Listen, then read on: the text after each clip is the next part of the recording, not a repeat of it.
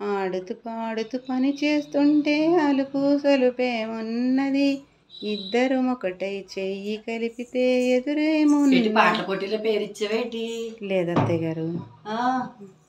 మొక్కలకి నీళ్ళు వేసావా? అన్ని తడిగా ఉన్నాయి.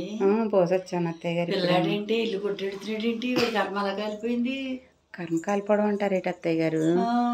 ఇల్లు కొట్టెట్టి ఇటో పొయ్యి మీద సవరిస్తున్నాడు.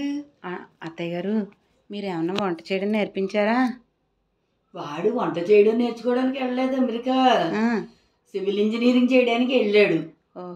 అందంగా అమెరికాలో చదివించి వాడిని మేమిద్దరం కష్టపడి వాడిని ఇంజనీర్ చదివించి నీకు కట్టబెట్టాం. నువ్వు వాడి చేతేమో ఇట్లా ఒంటిట్లో అవన్నీ సవరించి నా ప్రాణం నీరైపోతుంది వాడిని అలా చూస్తుంటేనో. ఏమైపోయింది అత్తయ్య గారు?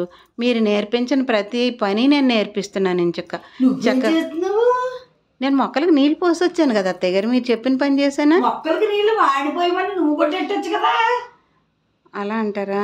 సర్లేండి, రేపు ఎప్పుడో చెప్తాలేండి. అలాగా అది కూడా చేస్తాను. అంటే దీనికి మళ్ళీ అది కొత్తగా యాడ్ చేస్తావా? అలా యాడ్ చేయడం కాదు అత్తయ్య గారు, మీరేనా చెప్పారు ఇప్పుడు? మీరు చెప్పారో లేదో చెప్పండి. సరేలే చెప్పాను, ఏమో అంటే పోయే అంతే. అత్తయ్య గారు, అసలు సివిల్ ఇంజనీర్ అంటే ఏంటి అత్తయ్య గారు? సివిల్ ఇంజనీర్ అంటే నీకేమని అర్థమైంది? నాకా, మా వాళ్ళందరూ, మా ఫ్రెండ్స్ అందరూ తాపీ మేస్త్రి, మీ ఆయన తాపీ మేస్త్రి అంటున్నారు. అయ్యి రామచంద్ర, సివిల్ ఇంజనీర్ అంటే తాపీ మేస్త్రా? అదేమిటే తప్పమ్మా, తాపీ మేస్త్రిది మంచి ఉద్యోగమే అనుకో, అది వాళ్ళ వృత్తి. వాడు తాపీ మేస్త్రి ఏమిటే? అమెరికాలో చదివించి తీసుకొచ్చి నీకు కట్ట పెడితేను వాడి దగ్గర అన్నావు కనుక చనబుచ్చుకుంటాడు. తెలిస్తే తెలిసినట్టుండాలి, లేదంటే తెలియనట్టుండాలి. ఈ కబుర్లన్నీ ఏంటి బాబు? సర్లేండి అత్తయ్య గారు.